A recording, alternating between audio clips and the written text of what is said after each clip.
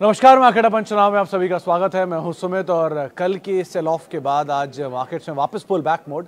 आज बढ़िया तेज़ी के साथ इंडिसेस वापस कम बैक करते हुए दिखाई पड़े।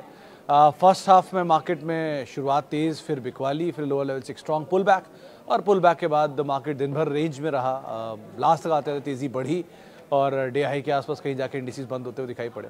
एक्सपायरी का दिन है कल निफ्टी बैंक दोनों की एक्सपायरी है, मंथली एक्सपायरी है और इम्पॉर्टेंट है कि बजट से पहले की एक्सपायरी है।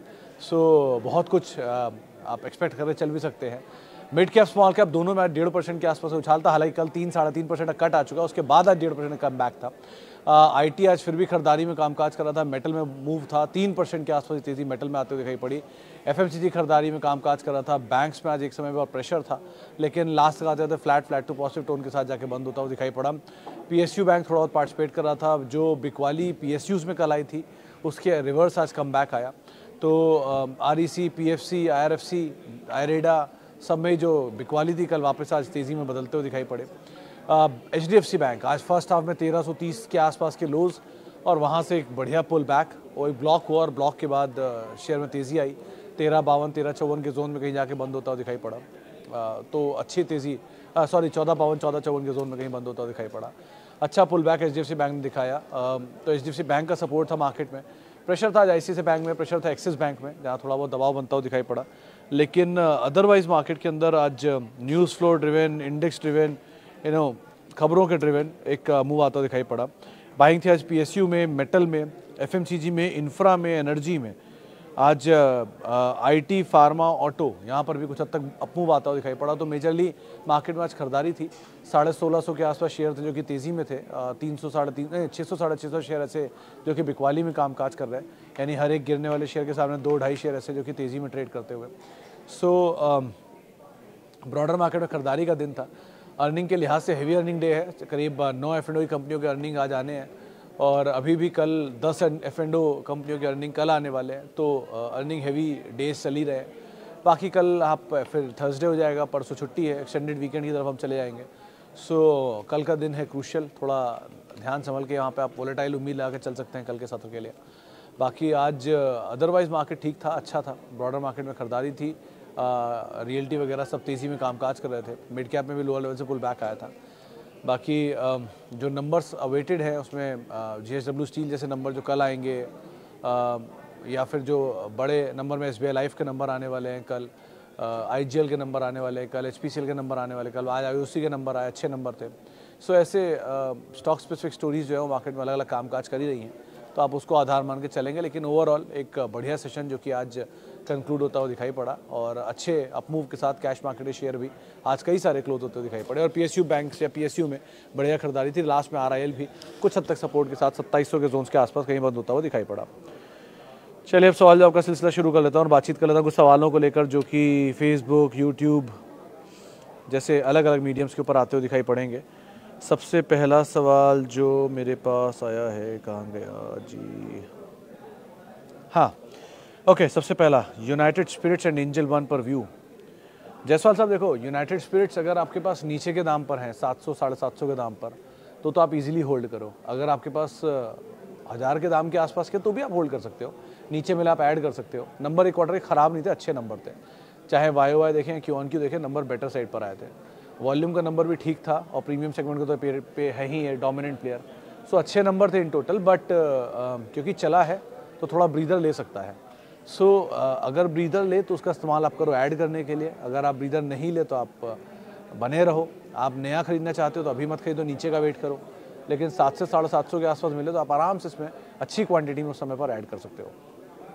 रही बात आपके दूसरे नाम की, वो था एंजल वन।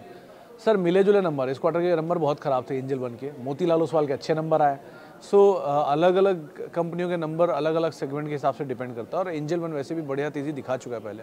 तो यहाँ थोड़ा हीटेड अप ज़्यादा सिचुएशन है, तो उस हिसाब से आप कॉल लेना। और ब्रोकरेज हाउस वैसे भी सीजनल वे में नंबर बना के देते हैं। अगर आप वो इंडिया के इक्विटी कल्चर को प्ले करना चाहते हो तो CDSL, प्रोटीन और BSC ये 3 नाम फिर भी आप प्ले कर सकते हो। लेकिन ब्रोकरेज के थ्रू मत जाओ। इंस्टेड ऑफ ब्रोकरेज आप डायरेक्ट इंटरमीडियरी में चले जाओ, ज़्यादा बेटर है। ऑनरेबल सर इतनी इज्जत ये FM PM या ब्यूरोक्रेट्स के लिए ये बनाए वर्ड, मेरे लिए नहीं है। अच्छा, एस्ट्रा माइक्रोवेव और इंजीनियर्स इंडिया में क्या फ्रेश एंट्री के लिए किया जा सकता है? सर EIL नीचे से ही था 170 रुपये के आसपास, अब तो बहुत भाग गया, 213-14 मैंने लास्ट देखा था, पता नहीं अभी का क्या दाम है। लेकिन इतनी बड़ी तेज़ी के बाद थोड़ा रिस्की हो जाता है। दो कंपनी अच्छी है, कंपनी में खराबी नहीं है, और PSU की पूरी तेज़ी में इसने इतना पार्टिसिपेट भी नहीं किया। सो एक बार को पार्टिसिपेशन हो भी सकता है, बट चला है तो इसलिए आप थोड़ा देख संभल के कॉल लेना इसमें। और रही बात एस्ट्रा माइक्रोवेव में, डिफेंस का ठीक प्लेयर है। इसकी मैनेजमेंट से भी 1 क्वार्टर पहले मेरी बातचीत हुई थी।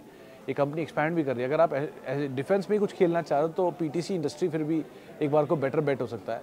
आप उसको एज एन ऑप्शन एक बार देख सकते हो। टाइटेनियम भी कामकाज में भी है, पार्ट्स सप्लाई करते हैं बड़े बड़े प्लेयर्स को, वो एक बार को अच्छा नाम हो सकता है। एस्ट्रा आपके पास बने हैं दोनों शेयर, तो आप आराम से बने रह सकते हो। नई एंट्री के लिए थोड़ा नीचे का वेट करो, ज़्यादा बेटर है। My long term view from current level on Bajaj Auto and Asian Paints. Khalid sir देखो, दोनों पे ही I am an optimistic man, पहली चीज़। So I am either optimistic और सुपर ऑप्टिमिस्टिक, यही होता है। पैसिमिज्म तो आया नहीं मेरी ज़िंदगी में कभी भी। सो एक ही चीज़ मानता हूँ कि बजाज ऑटो 10,000 रुपये पे कंपनी बायबैक कर रही है। अगर खुद कंपनी अपनी वैल्यू इवेलुएट कर रही है 10,000 रुपया, आपको शेयर 7-7.5 हज़ार में मिल रहा है। सो आप ये कर सकते हो कि आप यहाँ पर, मतलब आपकी पूरी क्वांटिटी अगर आप खरीदना चाहते हो, इच्छा रखते हो, तो 100 शेयर अगर खरीदने की इच्छा है तो आपके आप 20 से 30 शेयर यहाँ ले सकते हो। आपके पास एक मौका पड़ेगा टेंडर में देने का, बायबैक में टेंडर करने का। जितने टेंडर हो जाए वेल एंड गुड है, बचे हुए आप होल्ड कर लो। अगर बायबैक के बाद प्राइस नीचे आ जाता है तो आप उसमें ऐड कर सकते हो। अगर बायबैक के बाद प्राइस नीचे नहीं आता है तो आप जितनी पोजीशन उसके बाद होल्ड कर सकते हो। सो ये दोनों तरह की आपके सामने विन विन सिचुएशन हो सकती है। मुझे ये पता नहीं बायबैक का प्राइस या डेट्स क्या है, मुझे क्रॉस चेक करना पड़ेगा। मुझे ये तो याद है कि 8 तारीख थी, 8 दिसंबर इनकी बायबैक की अनाउंसमेंट की डेट, लेकिन उसके बाद क्या दाम आया, नहीं सॉरी 8 जनवरी, उसके बाद क्या दाम आया क्या हुआ नहीं पता।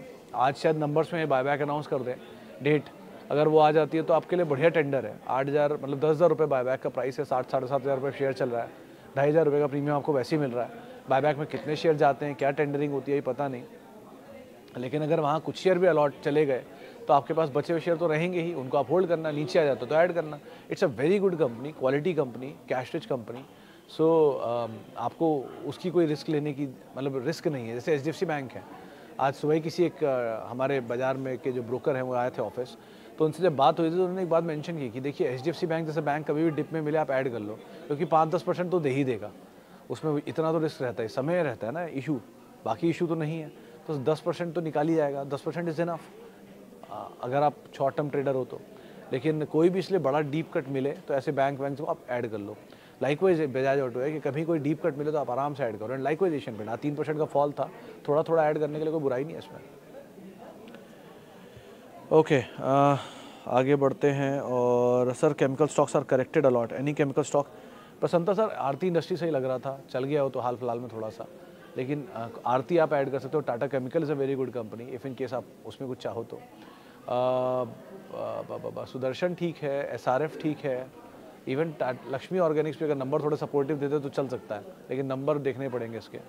बाकी अतुल वगैरह अच्छी कंपनियां हैं, लेकिन प्राइमा फेसी तो यही दोनों नाम है, आरती और टाटा केमिकल। इनको आप देख सकते हो, F&O के शेयर भी हैं, किसी झटके में नीचे मिल जाए तो ऐड कर लेना आराम से।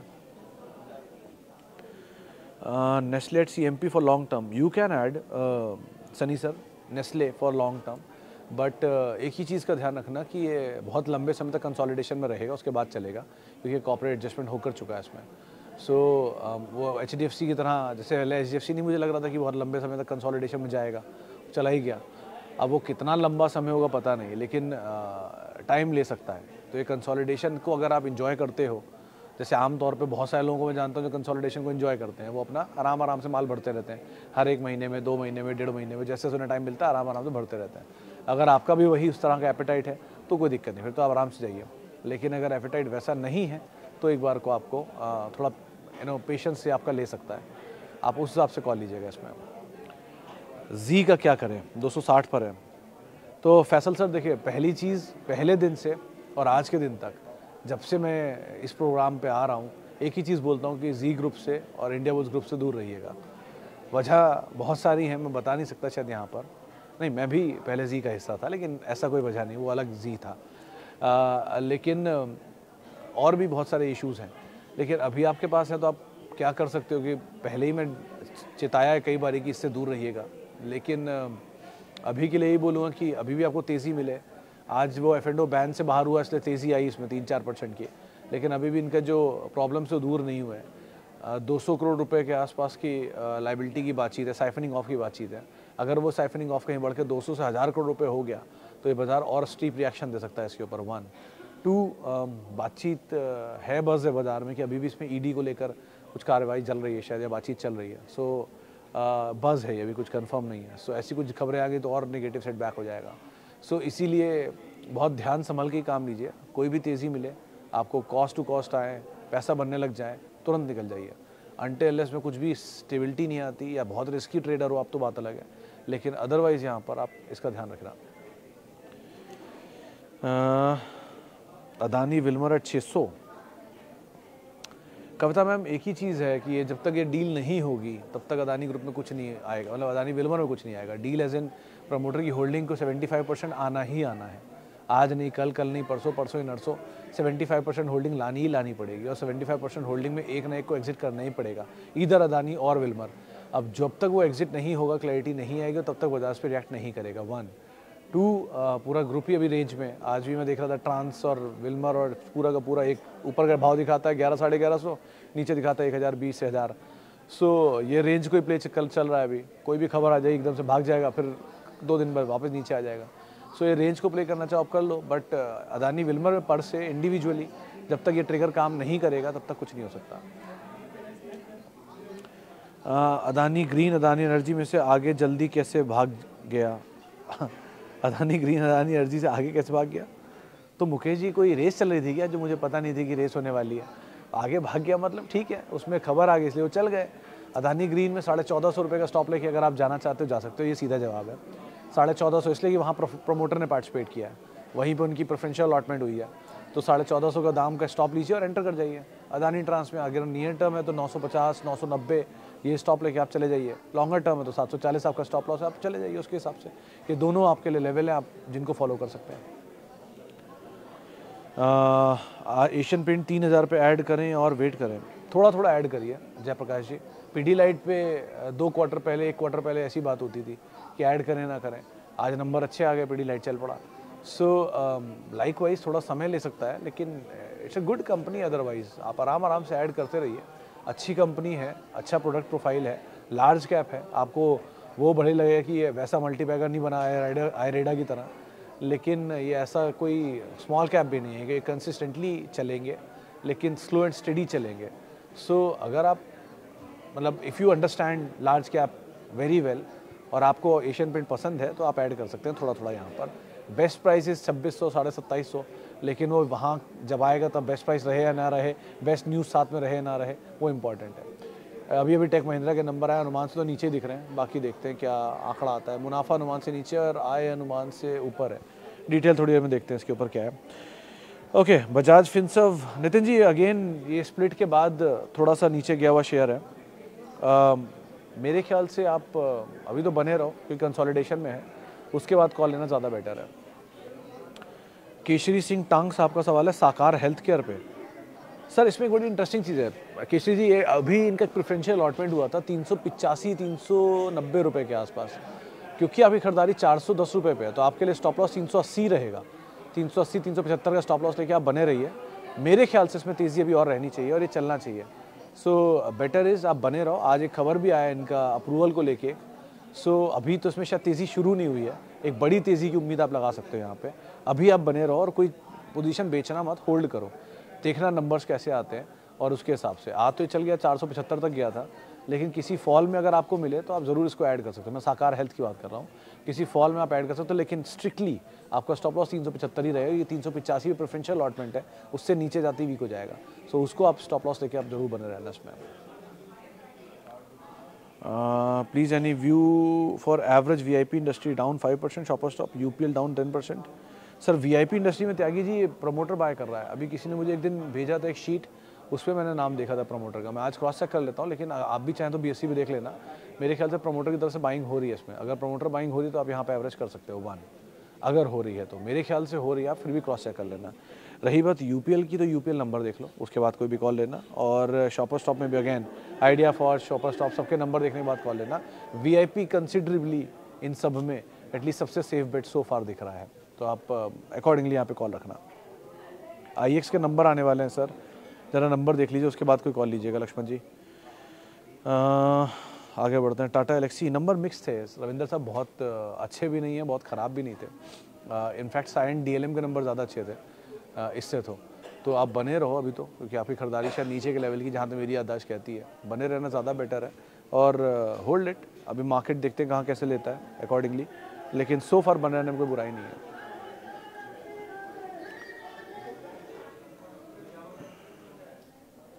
कितने दिन से लोग बोल रहे हैं लाइव में प्लेबैक अलाउ नहीं करे, अलाउ करे, मैनेजमेंट को बोले फिक्स करे स्टॉक डेली। सर ये हमारा प्रॉब्लम नहीं है, ये यूट्यूब का प्रॉब्लम है। तो उनको ये रिक्वेस्ट आगे फॉरवर्ड कर दी गई है। ये रिक्वेस्ट हम कई बार पहले भी मेंशन कर चुके हैं वहाँ पर, लेकिन ये हो नहीं रहा है, तो इस पर काम चल रहा है। आपकी रिक्वेस्ट सुनी जा चुकी है, जैसे ही होगा आपको पता चल जाएगा, और ये बात आगे सही जगह पर पहुँचा दी गई है वैसे भी। आगे बढ़ते हैं। और sir SBI L&T infotech Mindtree में क्या कर सकते हैं? L&T इन्फोटेक माइंडट्री ऐड कर सकते हैं नवनीत जी, नीचे मिल जाए तो, थोड़ा और नीचे मिल जाए ज़्यादा बेटर है। SBI के इसमें नंबर्स को देख के कोई कॉल लीजिएगा, अभी कोई कॉल मत लीजिए, क्योंकि नंबर PSU के बहुत अच्छे आ नहीं रहे। अगर कहीं भी वीकनेस मिल जाती है, नीचे मिल जाता है तो बात अच्छी है, लेकिन L&T इन्फोटेक माइंडट्री एक झटका ले चुका है, तो झटके के बाद थोड़ा एडिशन किया जा सकता है यहाँ पर। Thank you. यूसुफ साहब कह रहे हैं सुमित साहब हेलो, कैसे हैं आप? Last 1 year I am viewing your views. Thank you Yusuf ji. I need your view on Symphony 143 नहीं 140 911 Paisalo Digital Seshasayee Paper. I have other shares as well. तो मेरे ख्याल से सर तीनों ना मोमेंटम बेस्ड शेयर है।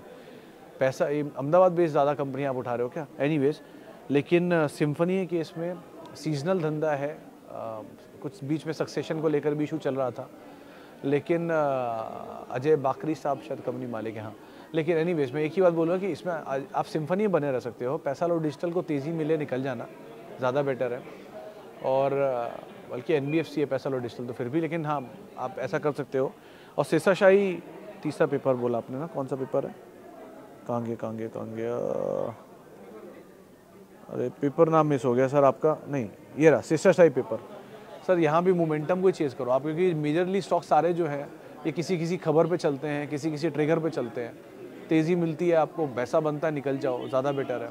अगर आप मिड कैप में स्मॉल कैप में ढूंढ रहे हो तो साकार हेल्थ अच्छा नाम है, इसमें काफ़ी प्रेफरेंशियल अलॉटमेंट हुआ है रिसेंटली, तो एक बहुत अच्छा सेफ बेट है। 410 420 के आसपास कहीं मिल जाए तो आप आराम से इसको ऐड कर सकते हो, कोई रिस्क खास है नहीं इसमें, बस 375 स्टॉप लॉस रखना। लेकिन इनमें आप मोमेंटम में निकलने की कोशिश करो, ज़्यादा बेटर है। बाकी होल्ड कर सकते हो तो इसमें से इसको होल्ड कर लेना, पहले वाले नाम को आपके, सिम्फनी को और आखिरी वाले को। पैसा लो डिजिटल फिर भी एक बार को आप मोमेंटम को चेज़ करो, निकल जाना। चलिए फिलहाल अब इतने सवालों शामिल करूंगा। माफ़ी उन सभी लोगों से इनसे बातचीत नहीं हो पाई। बहुत बहुत शुक्रिया उन सभी लोगों का जिन्होंने सवाल पूछा। अब आपसे मुलाकात करेंगे हम 5:30 बजे। आप मेरे साथ जुड़ सकते हैं @सुमित रिसर्च मेरा ट्विटर हैंडल है, सोशल मीडिया हैंडल है। किसी भी निवेश से पहले अपने वित्तीय सलाहकार की राय ज़रूर ले लें, और CNBC आवाज़ के YouTube और Facebook पेज पर आप हमारे साथ जुड़ सकते हैं। नमस्कार।